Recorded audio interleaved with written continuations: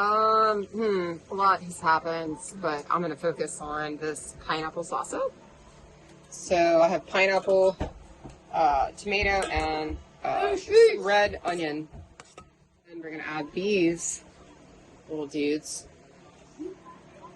with our mahi that the cereal fell out of the hammock onto. I do like a lemon peppery kind of a blackened seasoning for the mahi, and I'm gonna make it in the pan. Fresh mahi.